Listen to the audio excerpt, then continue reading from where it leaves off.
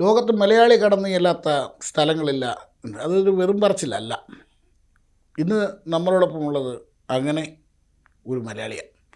ആലപ്പുഴക്കാരനായി ജനിക്കുന്നു, തിരുവനന്തപുരത്തേക്ക് എത്തുന്നു, അവിടെ നിന്ന് പിന്നീട് ഓസ്ട്രേലിയയിലേക്ക് പോകുന്നു, അവിടെ നിന്ന് കറങ്ങിത്തിരിഞ്ഞ് ഇന്തോനേഷ്യയിലെത്തുന്നു. ഇപ്പോൾ പാതി ഇന്തോനേഷ്യക്കാരനാണ്, പാതിയല്ല മുക്കാലും ഇന്തോനേഷ്യക്കാരനാണെന്ന് പറയാം. അദ്ദേഹം ഇന്തോനേഷ്യയിലെ അദ്ദേഹത്തിൻ്റെ പ്രവർത്തന മേഖലയും വളരെ വ്യത്യസ്തമാണ്. അത് അദ്ദേഹം തന്നെ പറയട്ടെ. ഇപ്പോൾ എന്നോടുള്ളത് ശ്രീ വിഷ്ണുകുമാർ. നമസ്കാരം. Thank you Lallu. അതൊരു നല്ലൊരു ഇൻട്രൊഡക്ഷൻ ആയിരുന്നു. അതെ, ഞാൻ എൻ്റെ പ്രവർത്തന മേഖല ക്രിക്കറ്റ് അല്ല. ഞാനൊരു പെട്രോ കെമിക്കൽ കമ്പനിയിൽ വർക്ക് ചെയ്യുകയാണ്. ഞാനൊരു മാനേജ്മെൻറ്റ് ഗ്രാജുവേറ്റ് ആണ് ഓസ്ട്രേലിയയിൽ നിന്ന്. എന്നിട്ട് ഞാൻ യാദൃച്ഛികമായിട്ടാണ് ഇന്തോനേഷ്യയിൽ വന്നത്. അത് കഴിഞ്ഞ് ഞാൻ ഒരു പെട്രോ കെമിക്കൽ കമ്പനിയിലാണ് വർക്ക് ചെയ്യുന്നത്. ഞാൻ ക്രിക്കറ്റിൻ്റെ കാര്യം പറഞ്ഞതുകൊണ്ടാണ്, കാരണം വേറെ മേഖല ഉണ്ടോ എന്ന് എനിക്കൊരു സംശയം ഉണ്ടായിരുന്നു. അതുകൊണ്ടാണ് ചേട്ടൻ തന്നെ പറയട്ടെ എന്ന് പറയുന്നത്. അതെ, ക്രിക്കറ്റ് എൻ്റെ പാഷനാണ്, എൻ്റെ ജോലിയല്ല. എനിക്കതിനോടുള്ള വലിയ താല്പര്യമുള്ളതുകൊണ്ട് എനിക്ക് ക്രിക്കറ്റ് ഫോളോ ചെയ്യുന്നു. മാത്രമല്ല, ഇന്തോനേഷ്യ വന്നപ്പോൾ ഉണ്ടായിരുന്ന ഏറ്റവും വലിയ ചലഞ്ച് അവിടെ ക്രിക്കറ്റ് ഇല്ലായിരുന്നു എന്നുള്ളതാണ്.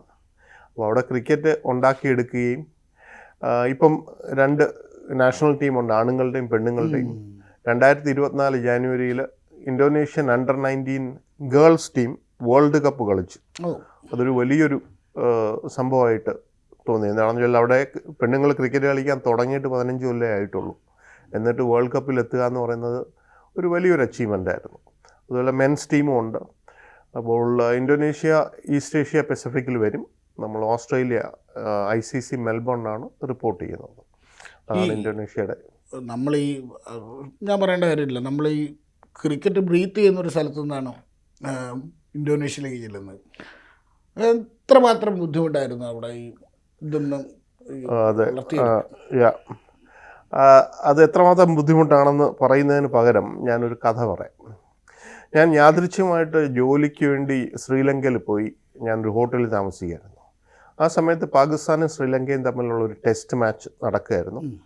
ആ പ്ലെയേഴ്സും ഞാൻ താമസിച്ച അതേ ഹോട്ടലിലായിരുന്നു. താജിലാണ് ഞാൻ താമസിച്ചത്. 2006 ആണെന്ന് തോന്നുന്നു.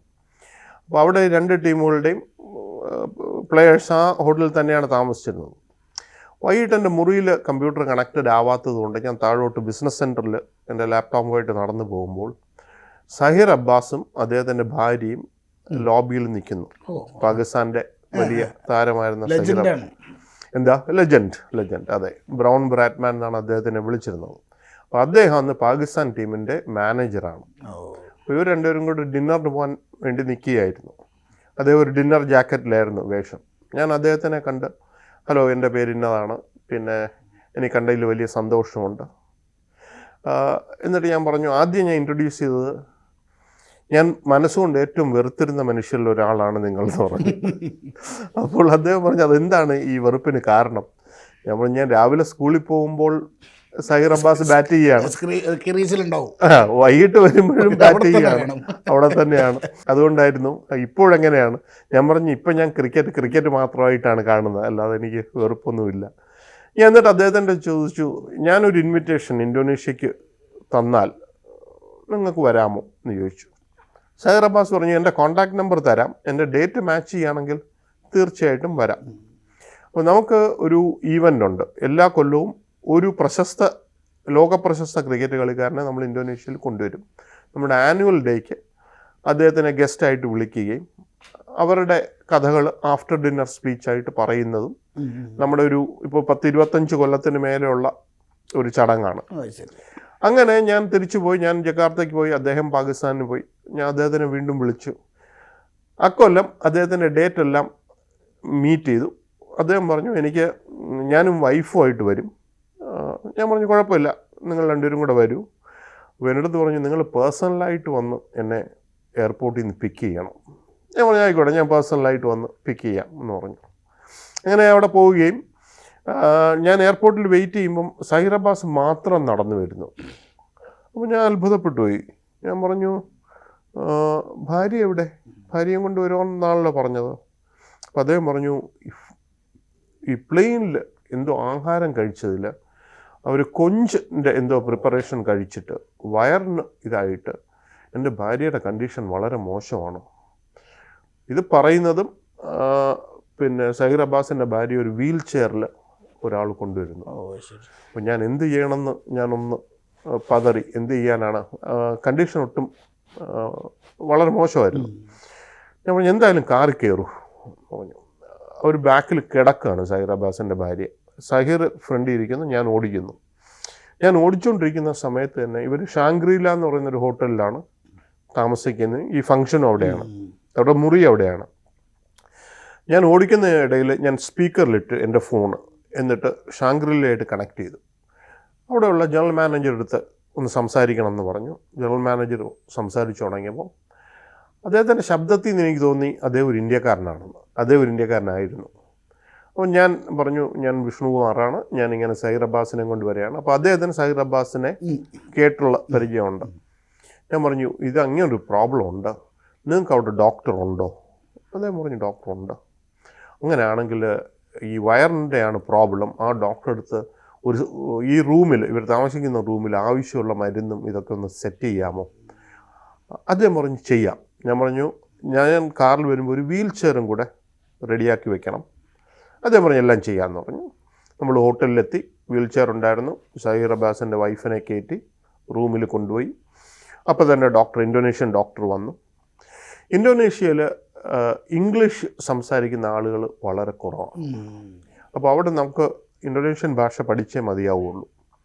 അപ്പോൾ അവിടെ മെഡിസിൻ പോലും പഠിക്കുന്നത് അവരുടെ ഭാഷയിലാണ്. പല ഡോക്ടർക്കും ഇംഗ്ലീഷ് അറിയണം എന്നില്ല. അപ്പോൾ ഇദ്ദേഹം എൻ്റെ അടുത്ത് പറഞ്ഞു, ഇത് ഫുഡ് പോയ്സണിങ് ആണെന്നാണ് തോന്നുന്നത്, എനിക്കിപ്പോൾ ഒരു മരുന്ന് ഞാൻ ഇഞ്ചെക്റ്റ് ചെയ്യും, എന്നിട്ട് ഞാനൊരു ഡ്രിപ്പും കൊടുക്കും. 20 മിനിറ്റ് സമയം എനിക്ക് തരണം. 20 മിനിറ്റ് കൊണ്ട് എങ്ങനെയാണ് ഈ പേഷ്യൻ്റ് റിയാക്ട് ചെയ്യുന്നതെന്ന് ഞാൻ നോക്കും. ആ റിയാക്ഷൻ ഞാൻ വിചാരിക്കുന്നത് പോലാണെങ്കിൽ ഇവിടെ തന്നെ തുടരാം, അല്ലെങ്കിൽ ഇവിടുന്ന് നമുക്ക് വേറൊരു ഹോസ്പിറ്റലിലോട്ട് മാറ്റണം. എന്ന് വെച്ചാൽ ഈ ഹോട്ടലിൽ ഈ ബേസിക് കാര്യങ്ങൾ ചെയ്യാനുള്ള അവകാശമേ എനിക്കുള്ളൂ ആസ് പെർ ലോ. ഞാൻ ഓക്കെ എന്ന് പറഞ്ഞു. അപ്പോൾ അദ്ദേഹം ഈ ഡ്രിപ്പ് കൊടുത്തു, എന്നിട്ട് ഇഞ്ചക്ഷൻ കൊടുത്തു. എന്നിട്ട് 20 മിനിറ്റ് നമ്മൾ വെയിറ്റ് ചെയ്യണം. അപ്പോൾ ഞാനും സഹീറും ഈ ഡോക്ടറും കൂടെ ഈ ബെഡിൻ്റെ 2 സൈഡിലും നിൽക്കുകയാണ്. ആരും ഒന്നും സംസാരിക്കുന്നില്ല. അപ്പോൾ ഒരു വിചിത്രമായൊരു സിറ്റുവേഷനായി. അപ്പോൾ ഞാൻ ഡോക്ടറെ അടുത്ത് പറഞ്ഞു, ഇത് സഹീർ അബ്ബാസാണ്, ഞാൻ ഇന്തോനേഷ്യൻ ഭാഷയിലാണ് സംസാരിക്കുന്നത്. ഇതാണ് സഹീർ അബ്ബാസ്, ഇദ്ദേഹം പാകിസ്ഥാൻ ക്രിക്കറ്റ് ക്യാപ്റ്റനായിരുന്നു. ഇദ്ദേഹത്തിനെ ബ്രൗൺ ബ്രാഡ്മാൻ എന്നാണ് അറിഞ്ഞിരുന്നത്. ഇദ്ദേഹം 100 സെഞ്ചുറി അടിച്ചിട്ടുണ്ട്. അങ്ങനെ ഒരു 3-4 മിനിറ്റ് ഞാൻ സഹീർ അബ്ബാസിനെ കുറിച്ച് ഈ ഡോക്ടറെ അടുത്ത് പറഞ്ഞു. അതെല്ലാം ഇന്തോനേഷ്യൻ ഭാഷയിലായിരുന്നു. എൻ്റെ ഇൻട്രഡക്ഷൻ ഒരു 3-4 മിനിറ്റ് കഴിഞ്ഞപ്പോൾ ഡോക്ടർ പറഞ്ഞു, എനിക്കൊരു കാര്യം ചോദിച്ചാൽ കൊള്ളാമെന്നുണ്ട്. ഞാൻ പറഞ്ഞു ചോദിക്കൂ. ക്രിക്കറ്റ് എന്ന് വെച്ചാൽ എന്താണ്? അപ്പോൾ ഇതാണ് നമുക്ക് ഇന്തോനേഷ്യയിലുള്ള ഏറ്റവും വലിയ ചലഞ്ച്. എന്നുവെച്ചാൽ ഇന്തോനേഷ്യ ഒരിക്കലും ഒരു ബ്രിട്ടീഷ് കോളനി ആയിരുന്നില്ല, ഒരു ഡച്ച് കോളനി ആയിരുന്നു. അതുകൊണ്ട് ക്രിക്കറ്റ് അറിഞ്ഞുകൂടാ. 1, 2 ടെലിവിഷനിൽ ക്രിക്കറ്റ് ഇല്ല. ടെലിവിഷനിൽ ഒരു ഗെയിം വന്നാൽ മാത്രമേ പോപ്പുലർ ആക്കാൻ ഒക്കുകയുള്ളൂ. അതുകൊണ്ട് വളരെ ചലഞ്ചിങ് ആയിരുന്നു. എന്നിട്ടും ഇന്തോനേഷ്യൻ വിമൻസ് ഇപ്പോൾ അണ്ടർ-19 വേൾഡ് കപ്പ് കളിച്ചു എന്ന് പറയുന്നതിൽ എനിക്ക് വലിയ സന്തോഷമാണ്. 2009 ക്രിക്കറ്റ് ഇന്തോനേഷ്യയുടെ ചെയർമാനായ ആളാണ്. അതെ, അതൊരു ഭയങ്കര അച്ചീവ്മെൻ്റാണ്. അവരോട് ഒരു മലയാളി പോകുന്നു, ഈ പറയുന്ന പോലെ ക്രിക്കറ്റ് ഇല്ലാത്തൊരു സ്ഥലത്ത് അതിന് ബഡ് ചെയ്യുന്നു, അത് കൊണ്ടുവരുന്നു. അവിടെ കുറച്ചെങ്കിലും ആളുകൾക്ക് ക്രിക്കറ്റ് എന്താണെന്ന് അറിയാനുള്ളൊരു മാനസികാവസ്ഥയിൽ എത്തുന്നുണ്ട്. പിന്നെ ഇപ്പോൾ പറയുന്ന 2 നാഷണൽ ടീമുണ്ട്. അവിടുത്തെ ക്രിക്കറ്റിനെ നയിക്കുന്ന ലീഡ് ചെയ്യുന്ന ഒരാളാവുന്നു. എനിക്ക് തോന്നുന്നു അവിടെ നിന്ന് അതുവഴിയാണ് ലോഡ്സിലൊക്കെ പോയി അല്ലേ, ലോഡ്സിലൊക്കെ പോയതും. ഇപ്പോൾ എങ്ങനെയാണ് ഇന്തോനേഷ്യയുടെ ഒരു സ്ഥിതി? അവിടെ ഈ ക്രിക്കറ്റ് എന്ന് പറയാൻ നേരത്തെ പറഞ്ഞ ഒരു ഡോക്ടറെ കഥ പറഞ്ഞു, ക്രിക്കറ്റിൽ നിന്ന് എന്താണെന്ന് ചോദിച്ചാൽ ഡോക്ടർ സ്ഥിതി, ആ സ്ഥിതിയൊക്കെ മാറി കാണുമല്ലോ. അതെ, തീർച്ചയായിട്ടും മാറി. പക്ഷെ ഇപ്പോഴും ഒരു ആവറേജ് ഇന്തോനേഷ്യക്കാരൻ്റെ അടുത്ത് സംസാരിച്ചാൽ അദ്ദേഹത്തിന് അല്ലെങ്കിൽ ആ സ്ത്രീക്ക് പരിമിതമായിട്ടുള്ള നോളജേ ഉള്ളൂ. അവരുടെ നാഷണൽ ഗെയിം ബാഡ്മിൻ്റൺ ആണ്. പക്ഷേ ഏറ്റവും പോപ്പുലറായിട്ടുള്ള കളി ഫുട്ബോളാണ്. അതുകൊണ്ട് ക്രിക്കറ്റ് ഇപ്പോഴും അത്ര പോപ്പുലർ എന്ന് പറയാനില്ല. പക്ഷേ 2012 ഇവർക്ക് നാഷണൽ ഗെയിംസ് ഉണ്ട്, ഇന്തോനേഷ്യയുടെ നാഷണൽ ഗെയിംസിൽ ക്രിക്കറ്റിനെ ഒരു ഗെയിമായിട്ട് അംഗീകരിച്ചു. അത് വലിയൊരു അച്ചീവ്മെൻ്റ് ആയിരുന്നു. അപ്പോൾ ഇന്തോനേഷ്യൻ ഗവൺമെൻറ്റിൽ നിന്ന് ഇപ്പോൾ ഫണ്ട് ക്രിക്കറ്റ് ഡെവലപ്മെൻറ്റിന് വരുന്നുണ്ട്. അതതിന് മുമ്പില്ലായിരുന്നു. അതുപോലെ അണ്ടർ-19 ടീം വേൾഡ് കപ്പ് കളിച്ചിട്ട് തിരിച്ചു വന്നപ്പോൾ ഇന്തോനേഷ്യൻ പ്രസിഡന്റ് അവിടെ കളിച്ച എല്ലാവർക്കും വലിയ പാരിതോഷികം നൽകുകയും അങ്ങനെയാണ് ഈ ഡെവലപ്മെന്റ്. അപ്പോൾ ഇപ്പം പഴയതിനേക്കാളും മെച്ചമാണ്, എങ്കിലും അത്ര പോപ്പുലർ എന്ന് പറയാനില്ല. നമ്മളിപ്പോൾ ഇപ്പോൾ ഈ കഴിഞ്ഞ 2020 വേൾഡ് കപ്പ് നമ്മളിപ്പോൾ അമേരിക്കയിൽ അടക്കം നമ്മൾ അവിടെ മത്സരങ്ങൾ വെച്ചു. ഇന്ത്യൻ ടീം അവിടെ അമേരിക്കയിൽ പോയി കളിച്ചു. സ്വാഭാവികമായിട്ട് അമേരിക്ക പോലുള്ള രാജ്യങ്ങളിൽ ഇത് വളർന്നു വരികയാണ്. എന്താ പറയുക, ക്രിക്കറ്റിനെ റെക്കഗ്നൈസ് ചെയ്യുന്നുണ്ട്, ക്രിക്കറ്റിന് വേണ്ടി ഗ്രൗണ്ടുകൾ ഉണ്ടാകുന്നുണ്ട്, അതിനുള്ള സംവിധാനങ്ങളൊക്കെ ഒരുങ്ങുന്നുണ്ട്. ഇന്തോനേഷ്യയുടെ സ്ഥിതി എങ്ങനെയാണ്? അവിടെ ഗ്രൗണ്ടുകളെ കൊണ്ട് സ്കൂൾ ലെവലിൽ കുട്ടികളെ ക്രിക്കറ്റ് കളിച്ചു തുടങ്ങുന്നൊരു പരിവായോ? ഇതൊരു നല്ലൊരു ചോദ്യമാണ്. ഈ ക്രിക്കറ്റിൻ്റെ ഫണ്ടമെൻ്റലായിട്ടുള്ള ഒരു കാര്യം ടർഫ് വിക്കറ്റ് വേണം എന്നുള്ളതാണ്. ഈ ടർഫ് വിക്കറ്റ് മെയിൻറ്റെയിൻ ചെയ്യാൻ വലിയ ചിലവുള്ള ഒരു കാര്യമാണ്. അതൊന്ന്. രണ്ട്, ലോകത്ത് ഏറ്റവും കൂടുതൽ മഴ പെയ്യുന്ന രാജ്യങ്ങളിലൊന്നാണ് ഇന്തോനേഷ്യ. നമ്മുടെ കേരളം പോലെ തന്നെയാണ് ഇന്തോനേഷ്യ. ഒരു 150-160 ദിവസത്തോളം ഒരു കൊല്ലത്തിൽ മഴ പെയ്യും. അതുകൊണ്ട് മെയിൻറ്റെയിൻ ചെയ്യുന്ന അത്ര എളുപ്പമല്ല. ഇപ്പോൾ 1-2 ടർഫ് വിക്കറ്റ് ആ രാജ്യത്തിലാകെ 1-2 ടർഫ് വിക്കറ്റുകൾ വന്നിട്ടുണ്ട്. പക്ഷേ മിക്ക വിക്കറ്റുകളും സിന്തറ്റിക് വിക്കറ്റുകളാണ്. എന്താണെന്ന് വെച്ചാൽ അത് മഴ പെയ്താലും വെയിൽ കൊണ്ടാലും ഒന്നും കുഴപ്പം പറ്റില്ല. പിന്നെ മെയിൻ്റനൻസിലുള്ള ചിലവും കുറവാണ്. പക്ഷേ ഗ്രൗണ്ടുകളുണ്ട്, പക്ഷേ സിന്തറ്റിക് വിക്കറ്റുകളാണ് മിക്കവാറും ഉള്ളത്. ഈ റിയൽ ടർഫ് വിക്കറ്റ് 1-2 ഉള്ളൂ. അതിനുള്ള ഫണ്ടിങ്, ഇത് ഒരു catch 22 എന്ന് പറയുന്നൊരു പ്രോബ്ലമാണ്. എന്ന് വെച്ചാൽ പോപ്പുലർ ആയാൽ നമുക്ക് സ്പോൺസേഴ്സിനെ കിട്ടും, പക്ഷെ സ്പോൺസേഴ്സ് ഇല്ലാതെ പോപ്പുലർ ആവില്ല. സോ ഇത് രണ്ട് തരത്തിലുള്ള, ഇപ്പോൾ ബാഡ്മിൻ്റൺ ആണെങ്കിലും ഫുട്ബോളിനാണെങ്കിലും സ്പോൺസേഴ്സ് നമ്മുടെ പുറകെ വരികയാണ്. അവിടെ ക്രിക്കറ്റിന് അങ്ങനെ ഇല്ല. നമുക്ക് സ്പോൺസേഴ്സിനെ കണ്ടുപിടിക്കുന്നത് അത്ര എളുപ്പമുള്ള ഒരു കാര്യമല്ല. സ്വാഭാവികമാണ്. കാരണം ഇപ്പം എനിക്ക് തോന്നുന്നു വെസ്റ്റ് ഇൻഡീസും സിംബാബ്വേയും പോലെ റെക്കഗ്നൈസ് ആയിട്ടുള്ള ടീമുകൾ തന്നെ അവർക്ക് സ്പോൺസേഴ്സിനെ കിട്ടാൻ വലിയ പാടാണ്. അല്ലേ, അവർ ഓരോ വർഷവും നമ്മൾ വായിക്കാറുണ്ട് ആ സമയത്ത് സ്പോൺസേഴ്സിനെ തേടി അലയുന്ന ടീമുകളുടെ അവസ്ഥ. അതെ. ഈ മെൽബൺ പോലെ ഇപ്പം റിപ്പോർട്ട് ചെയ്യുന്നത്, അസോസിയേറ്റ് റിപ്പോർട്ട് ചെയ്യുന്നത് മെൽബൺ ആണെന്ന് പറയുന്നത്. മെൽബൺ പോലെ ഭയങ്കര പാരമ്പര്യമുള്ള, ലോകത്തെ തന്നെ ഏറ്റവും പ്രശസ്തമായ ക്രിക്കറ്റ് ക്ലബ്ബും ഒക്കെ MCG ആണെന്ന് തോന്നുന്നു. മെൽബൺ ക്രിക്കറ്റ് ക്ലബ്ബായാലും ഗ്രൗണ്ടായാലും ഒക്കെ ഏറ്റവും പ്രശസ്തമായ ആളുകൾ ഈ ഒരു ആവറേജ് ക്രിക്കറ്റ് പ്രേമി പോലും തിരിച്ചറിയുന്ന ഒരു സംഭവമാണ്. അവരുടെ ഒരു അവരുടെ റിപ്പോർട്ട് ചെയ്യുമ്പോൾ അവരുടെ ഒരു എയ്ഡ് എങ്ങനെയാണ്, അവരുടെ ഒരു ഇതെങ്ങനെയാണ്? ഈ ക്രിക്കറ്റ് ഉള്ള 102 രാജ്യങ്ങളിൽ ക്രിക്കറ്റ് നാഷണൽ ബോഡീസ് ഉണ്ട്. രജിസ്റ്റേർഡ് നാഷണൽ ബോഡീസ് ഉള്ള 102 രാജ്യങ്ങളുണ്ട്. ഈ 102 രാജ്യങ്ങളെ 5 കാറ്റഗറി ആയിട്ടാണ് വേർതിരിച്ചിരിക്കുന്നത്. ഇന്ത്യയൊക്കെ ടോപ്പ് കാറ്റഗറി വരുന്നതാണ്. ടെസ്റ്റ് പ്ലേയിങ് നേഷൻസ് ആണ് ഏറ്റവും വലിയ കാറ്റഗറി. പിന്നെ 2, 3, 4, 5. ഇപ്പോൾ ഇന്തോനേഷ്യ നിൽക്കുന്ന 4ാമത്തെ കാറ്റഗറിയിലാണ്. അപ്പോൾ 4ാമത്തെ കാറ്റഗറിയിൽ ഇന്തോനേഷ്യയുടെ ലെവലിൽ വരുന്ന ടീമുകളാണ് പിന്നെ Japan, South Korea, Vanuatu, Philippines, Thailand, Nepal. ഇതൊക്കെയാണ്. നേപ്പാളും ഇന്തോനേഷ്യയുടെ മുകളിലാണ്. അതെ. നേപ്പാൾ ഇപ്പം എനിക്ക് തോന്നുന്നു വേൾഡ് കപ്പ് മറ്റേ അസോസിയേറ്റ് കളിച്ചു. അപ്പം നേപ്പാളില്ല. അങ്ങനെയുള്ള രാജ്യങ്ങളാണ് ഈ നമ്പർ 4 കാറ്റഗറിയിൽ വരുന്നത്. ഈ നമ്പർ 4 കാറ്റഗറിയിൽ നമ്മൾ കളിച്ച് നമ്മൾ പ്രൂവ് ചെയ്ത് ആദ്യത്തെ 1-2 സ്ഥാനങ്ങളിലെത്തിയാൽ നമ്പർ 3 നമുക്ക് പ്രൊമോഷൻ കിട്ടും. അപ്പോൾ ഓരോ കാറ്റഗറിക്കും ICC ഒരു നിശ്ചിത എമൗണ്ട് ആണ് കൊടുക്കുന്നത്. ഫോർ എക്സാമ്പിൾ മലേഷ്യ ഇന്തോനേഷ്യക്കാളും വളരെ മുന്നിലാണ്. അതുകൊണ്ട് മലേഷ്യക്ക് കിട്ടുന്ന എമൗണ്ട് ഇന്തോനേഷ്യക്ക് കിട്ടില്ല. സോ ഓരോ കാറ്റഗറിയിലുള്ളവർക്ക് എത്രയാണെന്ന് ICC തീരുമാനിച്ചിട്ടുണ്ട്. അത് പ്രകാരമേ കിട്ടുകയുള്ളൂ. ആ ഫണ്ട് വന്നു കഴിഞ്ഞാൽ അത് ആദ്യം നമ്മൾ പ്രപ്പോസൽ കൊടുക്കണം. ഈ ഫണ്ട് നമ്മൾ എങ്ങനെ ചെലവഴിക്കും, അത് കഴിഞ്ഞിട്ട് ഓഡിറ്റിംഗ് ഉണ്ട്, എവിടെ ചിലവാക്കി. അങ്ങനെ എല്ലാ കൊല്ലവും നമുക്ക് ഓഡിറ്റ് ചെയ്യണം. അത് ആ റിപ്പോർട്ട് സമർപ്പിക്കണം. അത് കഴിഞ്ഞിട്ട് അവിടുന്ന് റെപ്രസെൻറ്റേറ്റീവ്സ് വന്ന് കാര്യങ്ങൾ ചോദിക്കും, ഇവിടെ എന്തൊക്കെ ഡെവലപ്മെൻറ്റ് നടക്കുന്നു. അവർ വന്ന് ഗ്രൗണ്ട് കാണും, പിന്നെ ഇന്തോനേഷ്യൻ കളിക്കാരുമായിട്ട് സംസാരിക്കും. So it's A long process. ഈ ലോഡ്സിൽ പോയിട്ടുണ്ട് എന്ന് പറഞ്ഞാൽ അവിടുത്തെ ഒരു ഞാൻ നേരത്തെ പറഞ്ഞ ക്രിക്കറ്റ് കളിക്കുന്ന അല്ലെങ്കിൽ ക്രിക്കറ്റ് കാണുന്ന, ക്രിക്കറ്റ് അറിയുന്ന ഓരോ മനുഷ്യൻ്റെയും ഒരു എന്താണ് ഡ്രീമാണ് ലോഡ്സിൻ്റെ ഗാലറി അല്ലേ? അതെ. ഇപ്പോഴും കപിൽ ദേവ് പ്രൊവിൻഷ്യൽ കപ്പ് ഉയർത്തി നിൽക്കുന്ന ഗാലറി. വേൾഡ് കപ്പ് എന്ന് പറഞ്ഞാൽ നമ്മുടെ മനസ്സിൽ ആദ്യം ഓടി വരുന്നത് പ്രൊവിൻഷ്യൽ കപ്പ് നിൽക്കുന്ന കപിൽ ദേവിനെയാണ്. എന്തായിരുന്നു ലോർഡ്സിലെ ഒരു എക്സ്പീരിയൻസ്? ഞാൻ ആദ്യമായിട്ട് ലോർഡ്സ് ഗ്രൗണ്ട് കണ്ടപ്പം അത്ഭുതപ്പെട്ടു. ആ ഗ്രൗണ്ടിൻ്റെ മെയിൻ്റനൻസ് ഞാൻ ഇങ്ങനെ മെയിൻറ്റെയിൻ ചെയ്ത ഒരു ഗ്രൗണ്ട് ഞാൻ കണ്ടിട്ടില്ല. ഇപ്പോൾ ലോർഡ്സിൽ 2 ഗ്രൗണ്ടുണ്ട്. ഒന്ന് മെയിൻ ഗ്രൗണ്ട് കളി നടക്കുന്നത്, അതിൻ്റെ തൊട്ട് പുറകിലാണ് നഴ്സറി എന്ന് പറയും.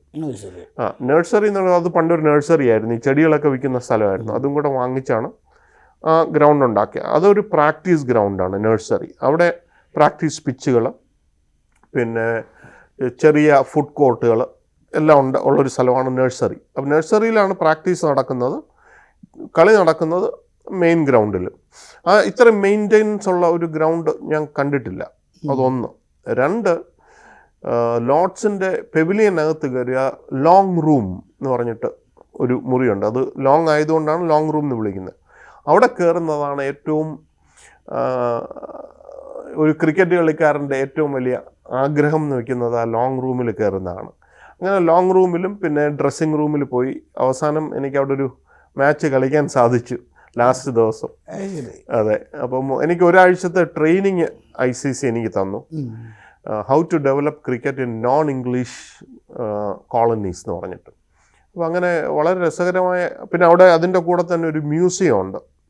ആ മ്യൂസിയത്തിൽ ബ്രാഡ്മാൻ ഉപയോഗിച്ച ബാറ്റ്, പിന്നെ ഗവാസ്കർ ഉപയോഗിച്ച സ്കൾ ക്യാപ്പ്, അങ്ങനെ വളരെ രസകരമായ പല പല സാധനം. ആഷസ്, ഇപ്പം ഇംഗ്ലണ്ടും ഓസ്ട്രേലിയയും കൂടെ കളിക്കുന്ന ആഷസിൻ്റെ റിയൽ ആഷസ് അവിടെ തന്നെ ഇരിക്കും, അത് ഒരിടത്തും പോവില്ല. അതൊരു പെർഫ്യൂം ബോട്ടിലാണ് അത്.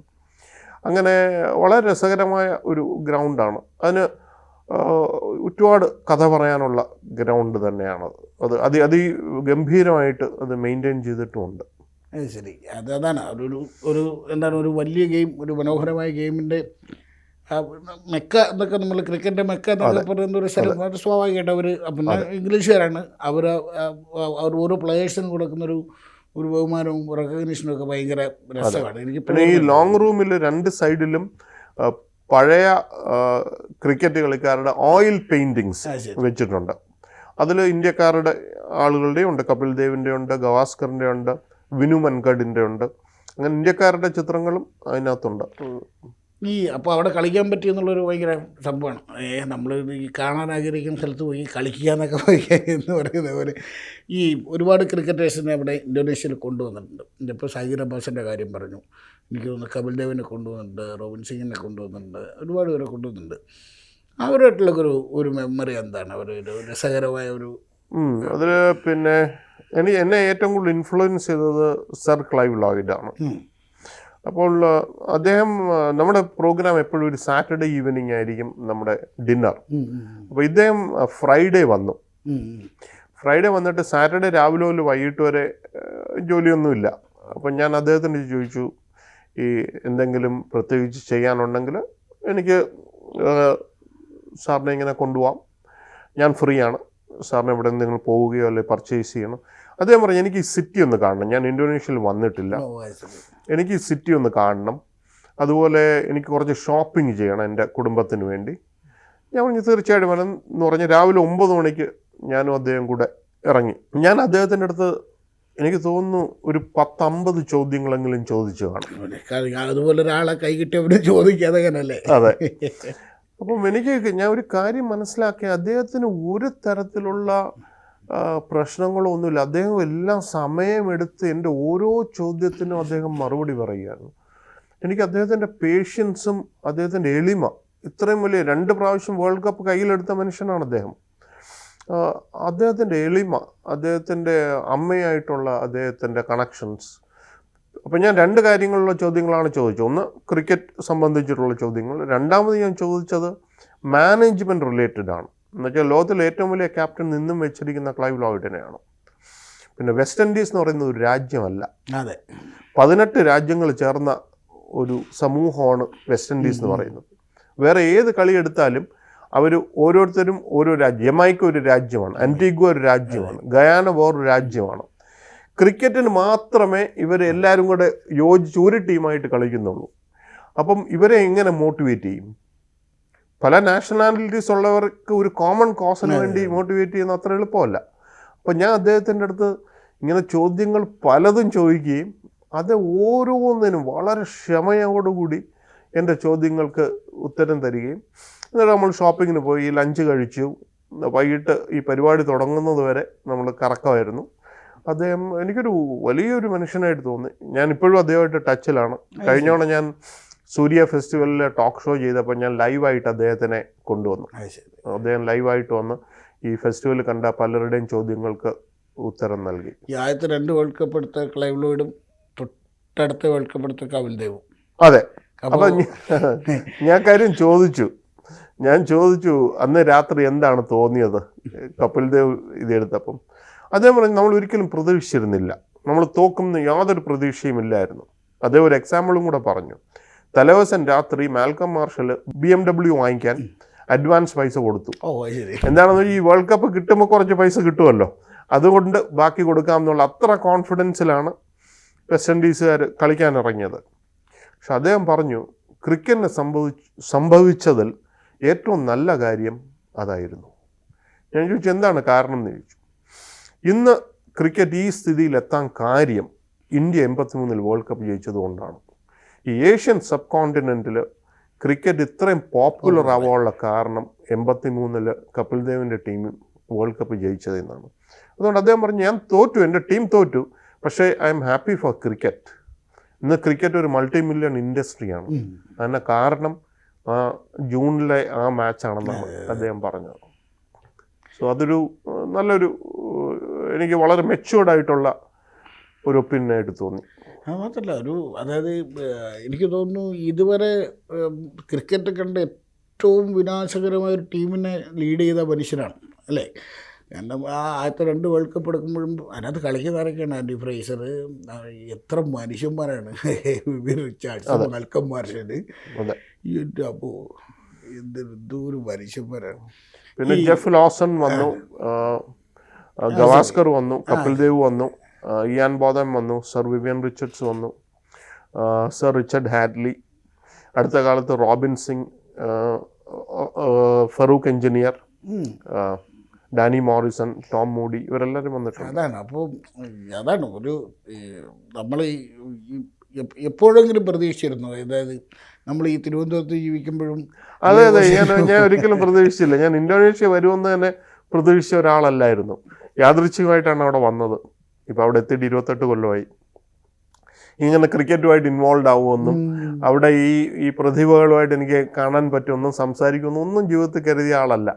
ഇതെല്ലാം സംഭവിച്ചു. ഈ വിസ്ഡനിൽ ഒരു ആർട്ടിക്കിളിൽ വന്നതിനെ കുറിച്ച് പറഞ്ഞുള്ളൂ. അതെ, എന്തായിരുന്നു വിഷ്ണുട്ട അതിൻ്റെ വിസ്ഡനിലെ ആർട്ടിക്കിളിൽ വരിക എന്നൊക്കെ പറഞ്ഞാൽ തന്നെ ഒരു വലിയ അച്ചീവ്മെൻ്റാണ്. അതെ, വിസ്ഡൻ എന്ന് പറയുന്നത് നമുക്കറിയാം. വിസ്ഡനെ കുറിച്ച് ക്രിക്കറ്റ് അറിയാവുന്നവരുടെ വിസ്ഡനെ കുറിച്ച് പറയേണ്ട കാര്യമില്ല പ്രത്യേകിച്ച്. അതിനകത്ത് ആർട്ടിക്കിളൊക്കെ വരിക, വിസ്ഡനാണ് ബൈബിൾ. അതെ, അതിന് സംശയമൊന്നുമില്ല. അതിനകത്തൊരു ആർട്ടിക്കിൾ വരിക ഒരു ചെറിയ കാര്യമല്ല, ഒരു വലിയ. അത് തുടങ്ങിയത് 2019 അവസാനം കോവിഡ് തുടങ്ങിയപ്പം എനിക്ക് ഒരുപാട് സ്പെയർ ടൈം ഉണ്ടായിരുന്നു. എൻ്റെ ഒരു കാരണം ഈ ഓഫീസിൽ പോകുന്നതും വരുന്നതും ആ സമയം തന്നെ എനിക്കൊരു 1.5 മണിക്കൂർ എടുക്കും ഒരു ദിവസം.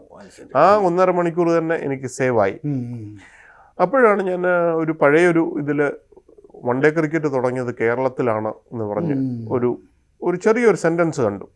അതാണ് എനിക്ക് ഈ ആർട്ടിക്കിൾ റിസർച്ച് ചെയ്യണം, ഈ ആർട്ടിക്കിൾ എഴുതണം എന്ന് എന്നെ തോന്നിപ്പിച്ചത്. അത് കഴിഞ്ഞ് എനിക്ക് ക്രിക്കറ്റിലെ പരിചയമുള്ള എൻ്റെ പല പല സുഹൃത്തുക്കളുണ്ട്. അവരെ ആയിട്ട് ഞാൻ ബന്ധപ്പെട്ടു. അങ്ങനെ 2 പേരുണ്ട്. ഒന്ന് JK മഹേന്ദ്ര, പഴയ കേരള ക്യാപ്റ്റൻ. പിന്നെ മിസ്റ്റർ പ്രദീപ്, അദ്ദേഹം തൃപ്പൂണിത്തറ ക്രിക്കറ്റ് ക്ലബിൻ്റെ ഭാഗമാണ്. ഹിന്ദുവിൻ്റെ സ്പോർട്സ് എഡിറ്റർ ആയിരുന്നു. പിന്നെ മിസ്റ്റർ RKV ഗോപകുമാർ ഇവിടുത്തെ. ഇവരെല്ലാവരും എനിക്ക് ഒരുപാട് ഇൻഫർമേഷൻ തന്നു. അങ്ങനെ ഒരു 1.5 കൊല്ലം കൊണ്ടാണ് ഞാൻ ഈ ലേഖനം എഴുതിയത്. അപ്പോൾ എന്നിട്ട് ഒരു 1.5 കൊല്ലത്തോളം എടുത്തു അവരുടെ പല പല ചോദ്യങ്ങൾക്ക് എനിക്ക് ഉത്തരം. ഞാൻ ഈ ലേഖനം അയച്ചു കൊടുത്തു കഴിഞ്ഞിട്ട് പിന്നെ 1.5 കൊല്ലത്തോളം അവരുടെ ഓരോ ചോദ്യങ്ങൾക്ക് ഉത്തരം നൽകേണ്ടി വന്നു. അങ്ങനെ ഉത്തരം നൽകിയതിന് ശേഷമാണ് അവർ പബ്ലിഷ് ചെയ്തത്. അപ്പോൾ ഇതിൻ്റെ ചരിത്രം എന്താണെന്ന് വെച്ചാൽ വൺ ഡേ ക്രിക്കറ്റ് തുടങ്ങിയത് തൃപ്പൂണിത്തറയാണ് 1951. ഇതുവരെ ഒരു കൊല്ലം പോലും കളി നടക്കാതിരുന്നിട്ടില്ല. കോവിഡ് കാലത്ത് പോലും അത് നടന്നിരുന്നു. പക്ഷേ ചരിത്രം ഇംഗ്ലീഷുകാർ പറയുന്നത് 1961 മിഡ്ലാൻഡ്സ് ട്രോഫിയും 62 ജില്ലറ്റ് കപ്പും തുടങ്ങി എന്നാണ് ബ്രിട്ടീഷുകാർ പറയുന്നത്. പക്ഷെ അതിന് മുമ്പ് 10 കൊല്ലത്തിന് മുമ്പ് നമ്മളിവിടെ വൺ ഡേ ക്രിക്കറ്റ് തുടങ്ങി. വൺ ഡേ ക്രിക്കറ്റ് കണ്ടുപിടിച്ചത് ശ്രീ കേളപ്പൻ തമ്പുരാനാണ്. അപ്പോൾ അതിന് ക്രെഡിറ്റ് എന്താ ആളുകൾ കൊടുക്കാത്തത്, എന്താ ലോകം അംഗീകരിക്കാത്തതെന്ന് എനിക്ക് മനസ്സിലായില്ല. അങ്ങനെയാണ് ഞാൻ ഇത് എഴുതി തുടങ്ങിയത്. 3 കൊല്ലത്തിന് ശേഷം വിസ്ഡൻ അത് പബ്ലിഷ് ചെയ്തു. കഴിഞ്ഞ ആഴ്ച ഞാൻ തൃപ്പൂണിത്തറ ക്രിക്കറ്റ് ക്ലബ്ബിൽ പോയിരുന്നു. അതെ, അദ്ദേഹം അവിടെയുള്ള അവരെ ഭാരവാഹികൾ ഈ ലേഖനം ബ്ലോ അപ്പ് ചെയ്തിട്ട് അവരുടെ പെവിലിയനിലും ക്ലബ് ഹൗസിലും വലിയ ഫ്രെയിം ചെയ്ത് വെച്ചിട്ടുണ്ട്. അത് വലിയ സന്തോഷമായി എനിക്ക്. ലോകം അംഗീകരിച്ചല്ലോ. അതെ അതെ അതെ അതെ. ലോകം സ്വാഭാവികമായിട്ടും വിസ്ഡൻ അംഗീകരിച്ച് കഴിഞ്ഞാൽ പിന്നെ അതിനകത്ത് പിന്നെ ഒരു സെക്കൻഡ് ക്വസ്റ്റ്യൻ്റെ കാര്യമില്ല. ഇല്ല വിസ്ഡനാണ് ഫൈനൽ. അയ്യോ ഡെഫിനറ്റ്ലി വിസ്ഡൻ. അതായത് വിസ്ഡനിലൊക്കെ മറ്റേ ക്രിക്കറ്റർമാർ വരെ അതിനകത്ത് എന്തെങ്കിലും പേര് വരുന്നതെന്ന് നോക്കി നടക്കുന്ന ഒരു കാലത്താണ് ഇങ്ങനൊരു ഒരു വലിയ അച്ചീവ്മെൻറ്റ്. ഇത്ര ആളുകളെ അവിടെ ഇന്തോനേഷ്യയിൽ കൊണ്ടുവന്നു. എനിക്ക് ചോദിക്കാനുള്ളത്, നമ്മുടെ ഇന്ത്യൻ പ്രത്യേകിച്ച് ഇപ്പോൾ വിരാട് കോഹ്ലിയൊക്കെ ക്രിക്കറ്റ് അറിയാവുന്ന ഏത് രാജ്യത്ത് തന്നെയാലും ഏത് രാജ്യത്തെ കളിക്കാർക്കായാലും വിരാട് കോഹ്ലിയൊക്കെ എന്നൊരു ഐഡലാണ്. ഒരു അത്ര ഫാൻ ബേസുള്ളൊരു നമ്മുടെ ഇന്ത്യൻ ടീമിനെ കുറിച്ച് എന്താണ് അവിടുത്തെ ആരൊക്കെ പറയുക? നമ്മുടെ കളികളൊക്കെ അവർ ശ്രദ്ധിക്കാറും കാണാറും ഒക്കെ ഉണ്ടോ? ഇന്ത്യൻ ടീം എന്ന് പറയുമ്പോൾ തന്നെ എല്ലാവർക്കും ഒരുപാട് പിന്നെ എന്താണ് പറയുന്നത്, സന്തോഷമല്ല, അതിനേക്കാളും പിന്നെ ആരാധന ഇന്ത്യൻ ടീമിനുണ്ട്. ഇന്നത്തെ ഇന്ത്യൻ ടീം എന്ന് പറയുന്നത് ലോകോത്തര നിലവാരമുള്ള ടീം തന്നെയാണ്. ഇപ്പം നടക്കുന്ന ഓസ്ട്രേലിയ ഇന്ത്യ സീരീസ് ആളുകൾ പറയുന്ന ആഷസിനേക്കാളും ടിക്കറ്റുകൾ വിറ്റു എന്നാണ് പറയുന്നത്. അപ്പോൾ എല്ലാ 5 ദിവസത്തെ ടിക്കറ്റുകളും പെർത്തിൽ വിറ്റുപോയി, അഡിലേഡിലും വിറ്റെന്ന് തോന്നുന്നു. അപ്പം ഇപ്പോൾ ആഷസ് പോലെ തന്നെ കോമ്പറ്റീറ്റീവാണ് ഇന്ത്യ ഓസ്ട്രേലിയ മാച്ചുകൾ. അതുകൊണ്ട് ഇന്ത്യൻ ടീം എന്ന് പറയുന്നത് ഇപ്പം ഒരു വേൾഡ് ക്ലാസ് ലെവലാണ്, അതിന് യാതൊരു തർക്കവുമില്ല. പിന്നെ ഫിനാൻഷ്യലി ഇപ്പോൾ ICCയുടെ ബഡ്ജറ്റ് എടുത്താൽ ഇന്ത്യയാണ് ഏറ്റവും ശക്തിയുള്ള രാജ്യം. അപ്പോൾ അതിൽ സംശയമൊന്നുമില്ല, ഇന്ത്യൻ ക്രിക്കറ്റ് വലിയ ഒരു ശക്തി തന്നെയാണ്. ഇന്ത്യൻ ക്രിക്കറ്റ് നമ്മുടെ ഇപ്പോൾ ഈ കൂട്ടത്തിൽ ഇപ്പം നമ്മുടെ മലയാളികളായാലും ഉള്ള ഇപ്പം സഞ്ജു എനിക്കൊന്നൊരു എന്താണ് പെർമനൻറ്റ് മെമ്പറായി കഴിഞ്ഞു. ഈവൻ 2020 ഒരു പെർമനൻറ്റ് മെമ്പറാണ് എന്ന് സ്ഥാപിക്കാൻ കഴിഞ്ഞൊരു 2-3 ഇന്നിങ്സുണ്ട്. എന്താണ് വിഷ്ണുവിന് തോന്നുന്നത് സഞ്ജുവിൻ്റെയൊക്കെ ഒരു ഗ്രോത്ത്? അല്ല, സഞ്ജു ഇന്ത്യൻ ടീമിൽ കയറി എന്ന് പറയുന്നത് ഒരു വലിയ സംഭവമാണ്. എന്താണെന്ന് വെച്ചാൽ കേരളത്തിന് ഇന്ത്യക്ക് കളിച്ചവരുടെ നമ്പർ എടുത്താൽ എനിക്കൊന്ന് 10 താഴെ കാണുള്ളൂ. 10 പേര് പോലും കളിച്ചിട്ടുണ്ടോ എന്ന് എനിക്ക് സംശയമുണ്ട്. അതെ, നമ്മുടെ ഓർമ്മയിലുള്ള 4-5 പേരെ എനിക്ക് ഓർമ്മയുള്ളൂ. അതുകൊണ്ട് കേരളത്തിൽ നിന്ന് ക്രിക്കറ്റിൽ ഒരാൾ ഇന്ത്യൻ ടീമിൽ വന്നതെന്ന് പറയുന്നത് ഒരു വലിയ സംഭവമാണ്. അത് മാത്രമല്ല IPL സഞ്ജു സാംസൺ എന്ന് പറയുന്നത് വലിയൊരു പേരാണ്. ഇപ്പോൾ രാജസ്ഥാൻ റോയൽസിൻ്റെ ക്യാപ്റ്റനാണ് അദ്ദേഹം. അപ്പം സഞ്ജു സാംസൺ എന്ന് പറഞ്ഞ വലിയൊരു പേര് തന്നെയാണ്, അതിന് സംശയമില്ല. എനിക്ക് തോന്നുന്നു ഇനിയും കേരളത്തിൽ നിന്ന് ഒരുപാട് താരങ്ങൾ ഇന്ത്യൻ ടീമിലോട്ട് വരും. എന്താണെന്ന് ഇപ്പോഴാണ് കേരളത്തിൽ ആ മൊമെൻറ്റം വരുന്നത്. ഇപ്പം പല സ്കൂളുകളിൽ പോയാലും ക്രിക്കറ്റ് നെറ്റ്സ് നമുക്ക് കാണാം. ഒരു 15 കൊല്ലത്തിന് മുമ്പ് ഇവിടുത്തെ സ്കൂളുകളിൽ പോയാൽ ക്രിക്കറ്റ് നെറ്റ്സ് ഞാൻ കണ്ടിട്ടില്ല. പക്ഷെ ഇപ്പം മിക്ക സ്കൂളുകളിൽ പോയാലും ക്രിക്കറ്റ് നെറ്റ്സ് ഉണ്ട്. അപ്പോൾ കൂടുതൽ ആളുകൾ കളിക്കുമ്പോൾ കൂടുതൽ പോസിബിലിറ്റികൾ വരും. അതുകൊണ്ട് എനിക്ക് തോന്നുന്നു ഇത് മാറും. സഞ്ജു സാംസനെ പോലുള്ള പല ആളുകൾ കേരളത്തിൽ നിന്ന് വരികയും അവർ ഇന്ത്യക്ക് വേണ്ടി കളിക്കും എന്നാണ് എൻ്റെ എന്താണെന്ന് വെച്ചാൽ കേരളത്തിന് ഒരു കായിക ചരിത്രമുള്ളൊരു സ്റ്റേറ്റാണ്. ഇപ്പം നമ്മുടെ പാരമ്പര്യം എടുത്താൽ ഇപ്പോൾ TC യോഹന്നാൻ, PT ഉഷ, വത്സമ്മ, പിന്നെ ഫുട്ബോളിലാണെങ്കിൽ ഇന്ത്യൻ ടീമിലെ IM വിജയൻ, ഏത് സ്പോർട്ടിലെടുത്താലും കേരളത്തിന് പറയാൻ 2-3 പേരുകളുണ്ട് ഏത് കളി എടുത്താലും.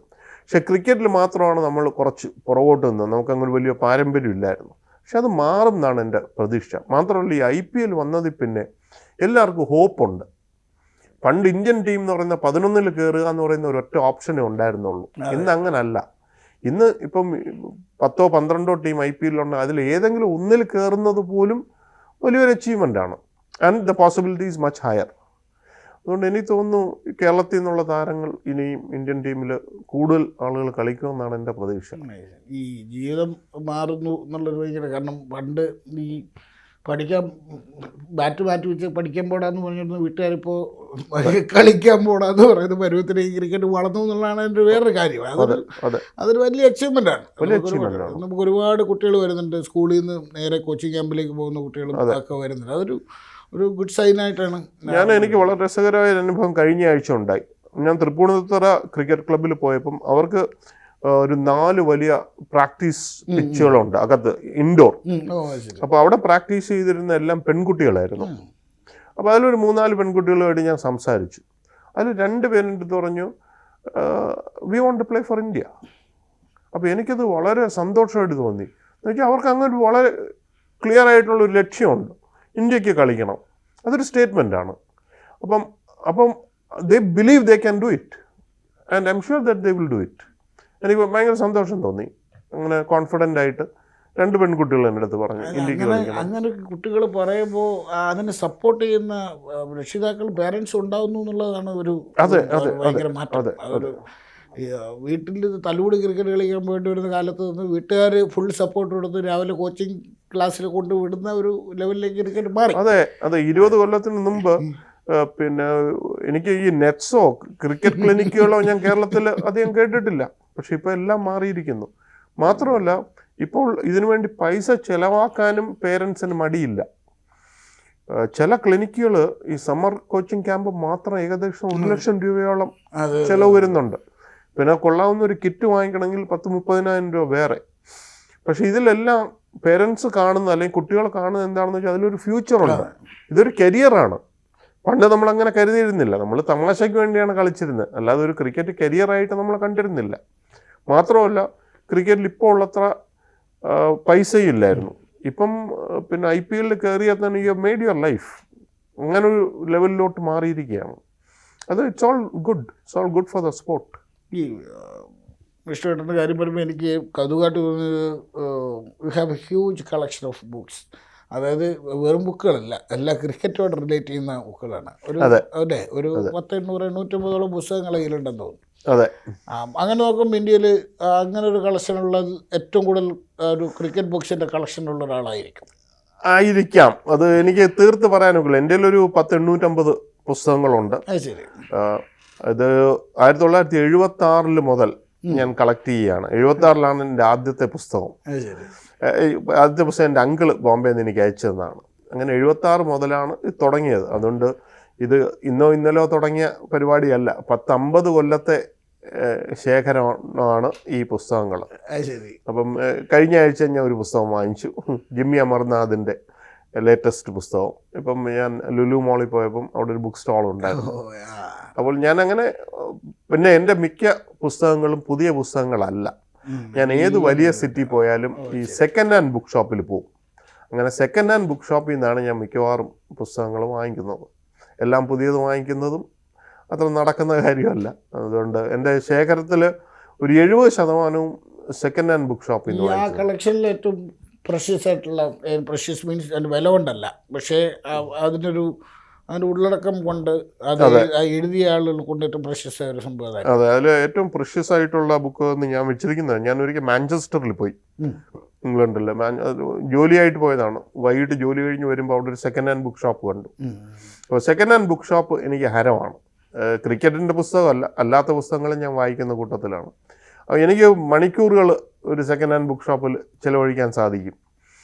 അപ്പം ഇനി ക്രിക്കറ്റിൻ്റെ പുസ്തകം വേണമെന്ന് പറഞ്ഞപ്പോൾ അവിടെ നിൽക്കുന്ന സായിപ്പ് ക്രിക്കറ്റിൻ്റെ കളക്ഷൻ എല്ലാം കൊണ്ടുവന്നിട്ട് പറഞ്ഞു, ഈ പുസ്തകമാണ് ഇവിടെ ഏറ്റവും കിട്ടാൻ പ്രയാസമുള്ള പുസ്തകം എന്ന് പറഞ്ഞു. അത് ആ പുസ്തകം എനിക്ക് തന്നു. അത് 1902 എഴുതിയ ബുക്കാണ്. ആ ബുക്കിന്, അത് ഇപ്പോഴും എൻ്റെ കയ്യിലുണ്ട്, 122 കൊല്ലത്തിന് മുമ്പ് എഴുതിയ ബുക്കാണ്. എഴുതിയത് രഞ്ജിത്ത് സഞ്ജിയാണ്. നമ്മുടെ രഞ്ജി ട്രോഫി ഒക്കെ അദ്ദേഹത്തിൻ്റെ പേരിലാണ്. അദ്ദേഹം ഇംഗ്ലണ്ടിലാണ് കളിച്ചിരുന്നത്, പിന്നെ ഇന്ത്യയിൽ വന്നു. അദ്ദേഹത്തിനെ കുറിച്ചുള്ളൊരു ബുക്കാണ്. 1902. ഇപ്പോഴും ആ ബുക്ക് നല്ല പ്രോപ്പർ കണ്ടീഷനിലാണ്. അപ്പം അതിൻ്റെ വിലയുടെ അല്ല, ഏറ്റവും എനിക്ക് പ്രഷ്യസ് ആയിട്ട് എൻ്റെ അടുത്ത് ചോദിച്ചാൽ ആ ബുക്കാണെന്ന് ഞാൻ പറയും. എനിക്ക് തോന്നുന്നത് എല്ലാവരുടെ അടുത്ത് വെച്ചിട്ടൊരു എക്സിബിഷനുള്ള സാധ്യതയുണ്ട്. അതെ, ക്രിക്കറ്റിൻ്റെ ചരിത്രം പറയുന്നത്. ക്രിക്കറ്റിൻ്റെ ചരിത്രമൊക്കെ എല്ലാം അറിയാം, പക്ഷേ ഇതുവരെ ആരും പറയാത്ത കുറേ കഥകളും ഒക്കെ ഉള്ള പുസ്തകങ്ങളായിരിക്കുമല്ലോ. അതെ അതെ, പല തരത്തിലുള്ള ബുക്കുകളുണ്ട്. ഗംഭീര എക്സിബിഷനുള്ള സാധ്യതയുണ്ട്. ഉണ്ട് ഉണ്ട് ഉണ്ട് തീർച്ചയായിട്ടും. അതെങ്ങനെയാണല്ലോ ഇവിടെ കിട്ടിയാലേ ഈ എക്സിബിഷൻ നടക്കും. അതെ അതെ. ഈ അവിടെ അപ്പോൾ നമുക്കിവിടെ ഈ പറഞ്ഞ പോലെ ഞാൻ നേരത്തെ പറഞ്ഞിട്ട് നമുക്ക് അണ്ടർ 13, 17, 19, 22 ഒക്കെ ഉണ്ട്. അവിടെ ഈ രഞ്ജി ട്രോഫി പോലെ എന്തെങ്കിലും അല്ലെങ്കിൽ ഒരു സെലക്ഷൻ പ്രോസസ്സിലേക്ക് നയിക്കുന്ന സെലക്ഷൻ പ്രോസസ്സ് ഉണ്ട്. ഇപ്പം ഇന്ത്യ പോലെ അത്ര ഡെവലപ്ഡ് അല്ല. അവിടെ സ്കൂളുകളിൽ ഒരു സെലക്ഷൻ പ്രോസസ്സ് ഉണ്ട്. അണ്ടർ 16 ഉണ്ട്, അണ്ടർ 19 ഉണ്ട്, അണ്ടർ 22 ഉണ്ട്, സീനിയേഴ്സ് ഉണ്ട്. പക്ഷെ ഇന്ത്യയിൽ ഇപ്പം സ്റ്റേറ്റ് വൈസ് പ്രോസസ്സ് ഉണ്ട്, പിന്നെ നാഷണൽ ലെവലിൽ പ്രോസസ്സ് ഉണ്ട്. അങ്ങനെ അത്ര ഡെവലപ്ഡ് അല്ല. പക്ഷെ വി ആർ റീച്ചിങ് ദെയർ. നമ്മൾ പതുക്കെയാണല്ലോ അങ്ങനെ. It's A long process. ഏതായാലും 28 വർഷം മുമ്പ് ഇന്തോനേഷ്യ ചെന്നപ്പോൾ കണ്ട ക്രിക്കറ്റ് അല്ല 28 വർഷത്തിന് ശേഷം ഇപ്പോൾ നോക്കുമ്പോൾ അല്ലേ? തീർച്ചയായിട്ടും വലിയ മാറ്റങ്ങൾ വന്നിട്ടുണ്ട്, അതിന് സംശയമൊന്നുമില്ല. ക്രിക്കറ്റ് എന്ന് പറയുന്നത് നമ്മുടെ മൈൻഡിനകത്ത് വരണം, എന്നാലേ ഞാനൊരു കളി പഠിച്ചു എന്ന് പറയാനൊക്കെ ഉള്ളൂ. അല്ല, ഞാൻ ഫിസിക്കലായിട്ടൊരു കാര്യം ചെയ്താൽ പോരാ, എൻ്റെ മനസ്സുകൊണ്ട് ഞാൻ അതിൽ ഇൻവോൾവ് ആവുമ്പോഴേ എനിക്കൊരു കളി അറിയാം എന്ന് പറയുന്നത്. യു ഗോട്ട് തിങ്ക് ക്രിക്കറ്റ്, അങ്ങനെ പറയുമ്പോഴേ ക്രിക്കറ്റ് അറിയാമെന്ന് പറയാനൊക്കെ ഉള്ളൂ. ഇപ്പം ക്രിക്കറ്റ് ചിന്തിച്ച് തുടങ്ങി ഇന്തോനേഷ്യക്കാർ. അപ്പോൾ അത് വലിയൊരു അച്ചീവ്മെൻ്റാണ്. പണ്ട് തുടങ്ങുമ്പം വെറുതെ ഒരു ബോളിങ്ങിന് അടിക്കുന്നു അല്ലാതെ അതിനെക്കുറിച്ച് ഒരുപാട് ആലോചിക്കുകയോ അതിൻ്റെ കോൺസിക്വൻസുകളെ കുറിച്ച് ചിന്തിക്കുകയോ ദ ഗെയിം പ്ലാൻ ആ ലെവലിലോട്ട് ഇപ്പോൾ എത്തിയിരിക്കുന്നു. പണ്ട് അങ്ങനെ ഇല്ലായിരുന്നു. ഇപ്പം അങ്ങനെ ചിന്തിച്ച് തുടങ്ങിയിരിക്കുന്നു. അത് വലിയൊരു അച്ചീവ്മെൻ്റാണ്. നമ്മുടെ ഈ നാഷണൽ ലെവലിൽ ടീമിനെയൊക്കെ കോച്ച് ചെയ്യുന്നക്കാരാണ് അപ്പോൾ? അതെ, നമ്മൾ പിന്നെ പ്രൊഫഷണൽ കോച്ചുകളെ വെളിയിൽ ക്രിക്കറ്റ് കളിക്കുന്ന രാജ്യങ്ങളിൽ നിന്ന്, ഇന്ത്യ, ശ്രീലങ്ക, അവിടെ നിന്നൊക്കെ പ്രൊഫഷണൽ കോച്ചുകൾ, ഓസ്ട്രേലിയ നമ്മൾ വരുത്തും. അപ്പോൾ അവരാണ് കോച്ചിങ് ചെയ്യുന്നത്. ഇപ്പം ഇന്തോനേഷ്യൻ കോച്ചുകളും വന്നു തുടങ്ങിയിരിക്കുന്നു. അപ്പം 4 പേരെ നമ്മൾ ഓസ്ട്രേലിയയിൽ അയച്ചു കോച്ചസായിട്ട് ട്രെയിൻ ചെയ്യാൻ വേണ്ടി. കളിക്കുന്നതും കളി പഠിപ്പിക്കുന്നതും രണ്ട് കാര്യമാണ്. അതെ, ഇത് രണ്ടും 2 സ്കില്ലാണ്. നല്ല കളിക്കാരൻ നല്ല കോച്ചായിരിക്കണം എന്നില്ല, അതുപോലെ നല്ല കോച്ച് നല്ല കളിക്കാരനായിരിക്കണം എന്നുമില്ല. പക്ഷേ ഈ കോച്ചിങ് എന്ന് പറയുന്നൊരു സ്കില്ലാണ്. അപ്പോൾ അങ്ങനെ 4 ഇന്തോനേഷ്യക്കാരെ നമ്മൾ ഓസ്ട്രേലിയയിൽ അയക്കുകയും അവരെ ട്രെയിൻ ചെയ്ത് തിരിച്ച് ഇന്തോനേഷ്യ കൊണ്ടുവരികയും ചെയ്തു. ഏതായാലും വളരെ സന്തോഷം. കാരണം ഈ കുറച്ച് നേരം സംസാരിക്കാൻ പറ്റുള്ളൂ, പക്ഷേ എനിക്ക് ഈ പറഞ്ഞ പോലെ ഒരു പിടുത്തമില്ലാത്ത ഇന്തോനേഷ്യൻ ക്രിക്കറ്റിനെ കുറിച്ച്. കാരണം ക്രിക്കറ്റ് നമുക്ക് ഇഷ്ടമാണ്, പക്ഷേ ഇതുപോലുള്ള രാജ്യങ്ങളിലേക്ക് ക്രിക്കറ്റ് വരുന്നു വളരുന്നു എന്ന് കേൾക്കുന്നതിൻ്റെ എക്സൈറ്റ്മെൻ്റ് ഉണ്ട്. അതൊരു ചില്ലറ എക്സൈറ്റ്മെൻ്റ് അല്ല, ഒരു ഭയങ്കര പുതിയൊരു സന്തോഷമാണ്. കാരണം ഈ ഗെയിം ഇങ്ങനെ വളർന്ന് ലോകത്തോളം വളർന്ന് ഇങ്ങനെ പോകുന്നു എന്നുള്ളത്. അപ്പോൾ ഇപ്പോൾ ഈ ലെവലിൽ നിന്ന് മാറി ചിലപ്പോൾ ഒരു 5 വർഷം കഴിഞ്ഞ് നമ്മൾ സംസാരിക്കുമ്പോൾ ഇന്തോനേഷ്യൻ ക്രിക്കറ്റ് വേറൊരു ലെവലിലേക്കായിരിക്കും. തീർച്ചയായും അതിൻ്റെ അടുത്ത 2 സ്റ്റെപ്പൊക്കെ കയറി നിൽക്കുകയായിരിക്കും. ആ സമയത്തും അന്ന് നമ്മൾ സംസാരിച്ചിരുന്നു, അല്ലെങ്കിൽ നിങ്ങളെപ്പോലുള്ള മനുഷ്യരാണ് ഇന്തോനേഷ്യയിൽ ക്രിക്കറ്റിന് വിത്ത് വാങ്ങി അതിങ്ങനെ നമ്മൾ ഈ മരം നട്ട് വളർന്ന് വലുതാവുന്ന പോലെ അത് വളർന്ന് ആ ഒരു ലെവലിലേക്ക് എത്തുമ്പോൾ തീർച്ചയായും വിഷ്ണുവിനെ പോലുള്ള മനുഷ്യന്മാർ അവിടെയും ഓർമ്മിക്കപ്പെടും. ക്രിക്കറ്റ് ആരാധകരുടെ മനസ്സിലും ക്രിക്കറ്റ് പ്രേമികളുടെ മനസ്സിലും ഓർമ്മിക്കപ്പെടുന്നതിലാരും സംശയമൊന്നുമില്ല. ഏതായാലും ക്രിക്കറ്റിന് വേണ്ടി ചെയ്യുന്ന ഈ കാര്യങ്ങൾക്ക് ചെയ്യാൻ പോകുന്ന കാര്യങ്ങൾക്ക് പ്രത്യേകിച്ച് ഒരു ചരിത്രം, ഒരു വലിയ ശേഖരം കയ്യിൽ കൊണ്ടു നടക്കുന്നതിന് എല്ലാത്തിനും വളരെ നന്ദി. സംസാരിക്കാൻ വളരെ സന്തോഷം. Thank you so much Lallu. Thanks a lot.